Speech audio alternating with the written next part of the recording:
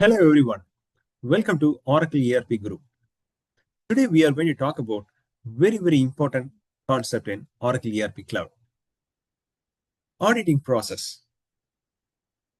Why do we need auditing process? If you want to track any module, whether it's invoice or it's receivables or procurement, payables or whatever module or pages you want to track, auditing process is going to help you. At the same time, who have to use the auditing process? You should understand. If you have a setup and maintenance, obviously you have the option to do the auditing activities for any module or any pages like invoice, supplier expenses, or whatever.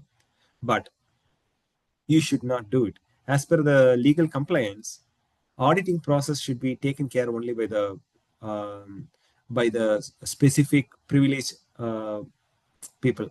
I'll show you. For example, if you are an auditor, then you must have a role called internal auditor role.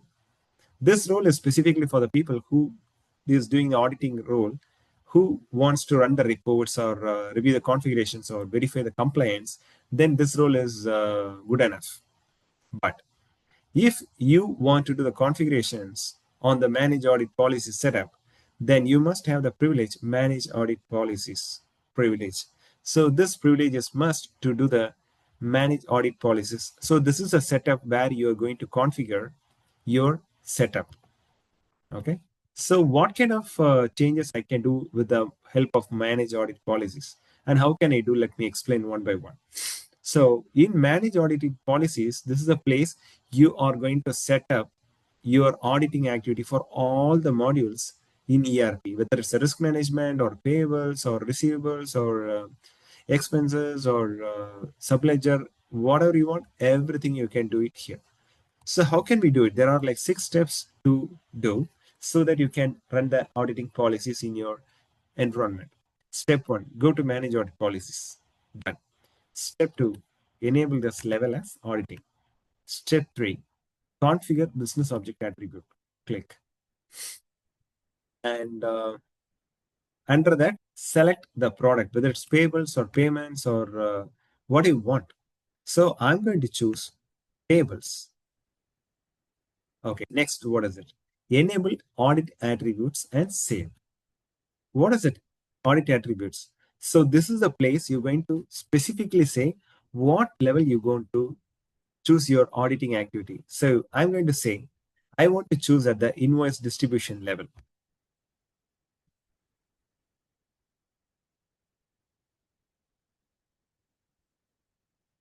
Sometimes this issue will come. What you have to do is you have to choose the value at the child level.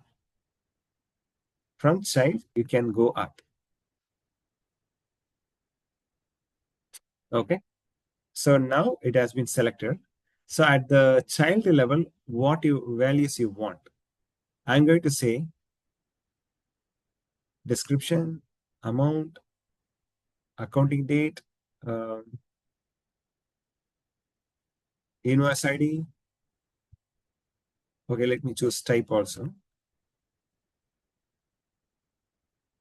And invoice quantity. Where is it? Okay, invoice quantity and statistical quantity. Okay. And let me save this. Okay, say okay. And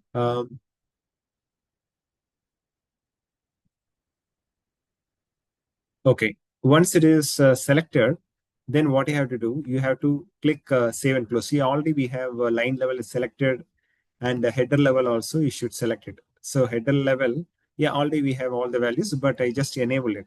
So now it will record the header level, line level, and distribution level. Okay, let me save this. And if you want to do the similar fashion, if you want to record for any other module, HCM or grants management or general ledger, let me show for suppliers. Supplier model. This is the place you have to go and choose. So in supplier model, what exactly you want? Whether you want to choose at the supplier site level It's already enabled. Supplier payment attributes, it's already selected. If you want, you can add some more using the click plus button. Okay. Let me save this and go back to my transaction section. Okay. So now the attributes are selected. What else we need? We need to create a transaction and modify the transactions to see how the auditing component is going to help me. So what I'm going to do, I'm going to create some transactions or make a modification on the existing transactions. Let me see. Manage invoices and US one business unit.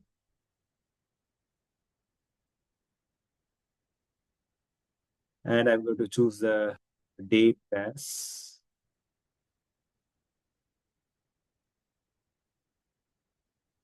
after. I'm going to give the date period as 18. So now I'll get a few invoices, right? Let me pick one of the invoice and I'm going to click edit. This invoice has been created on 8/22, right? Okay. And I'm going to change the amount as 100 and okay, let me $500. And let me change the value at the line level also.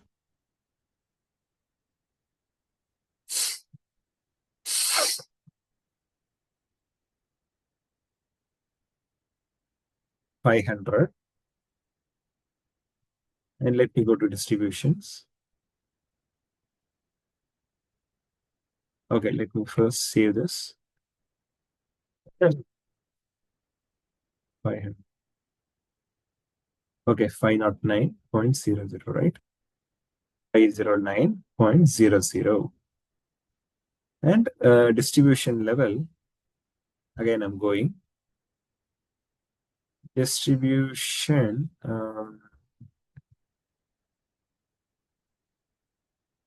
okay, description, I'm going to change it as test 1, 2, 3. If this field is enabled in the tracking, then this also will get captured. Okay, okay, randomly I choose a few values and I'm going to click validate.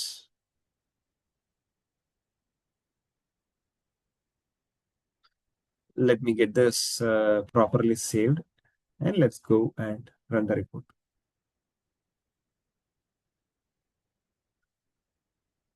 Okay, in the meantime, let me parallelly open one more page and I keep the program ready. So what I'm going to do,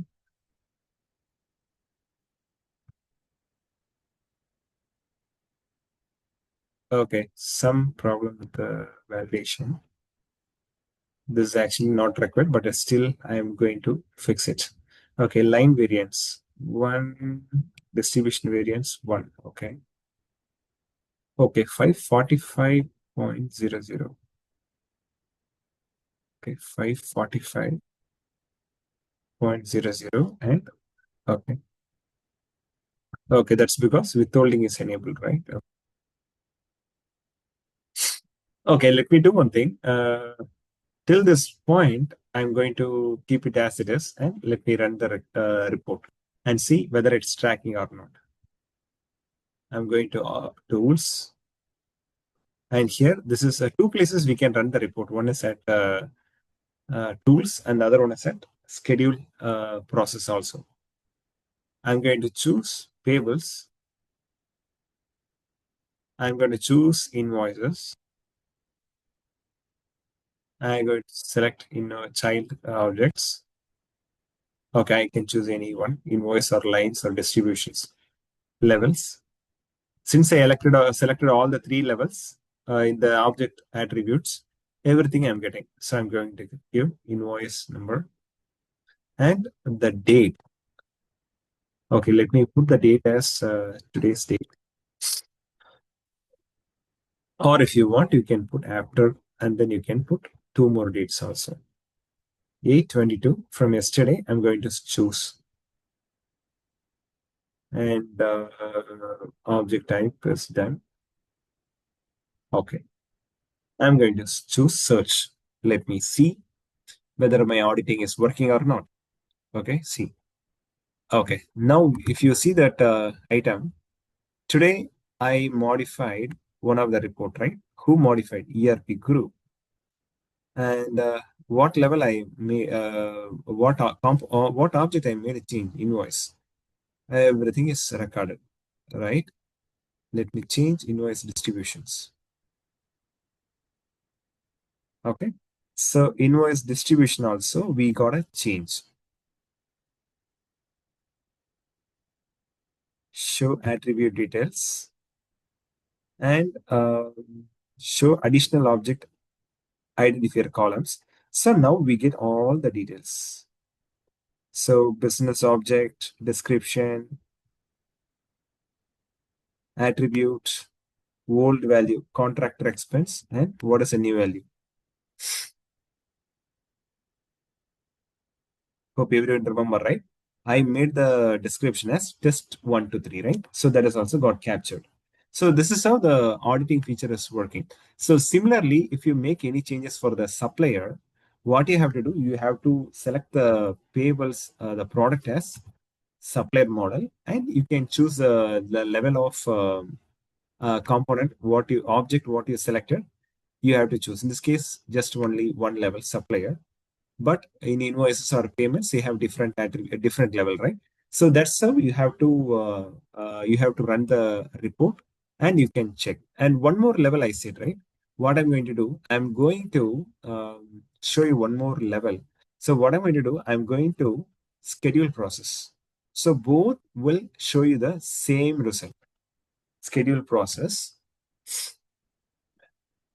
and I'm going to choose generate audit report.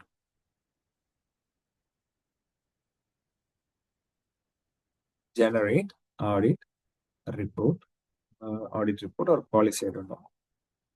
Audit report.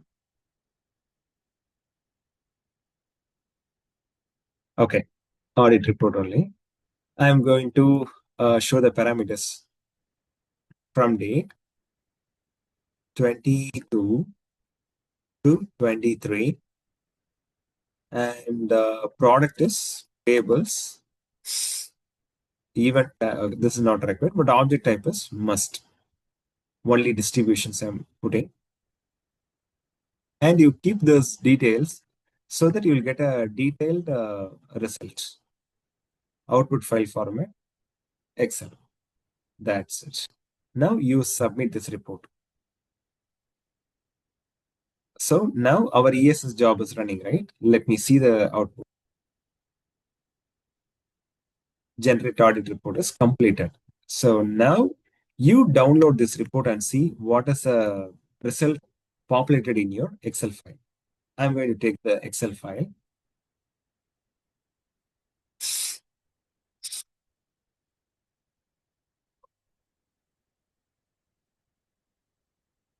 See, this is exactly same like what we have seen in the previous audit reports feature available under the tools section, right?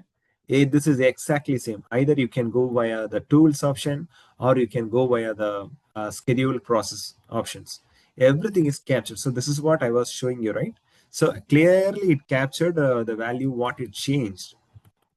So that's it. This is how it's working auditing process. Hope everyone clearly understood about the auditing policies in Oracle ERP. Please let me know if you guys have any issues or any doubts on the auditing policies. I can help you. Please subscribe my channel to see more videos in the upcoming days. Please like my channel and subscribe and share it with your friends to make everyone aware about this channel. Thank you so much.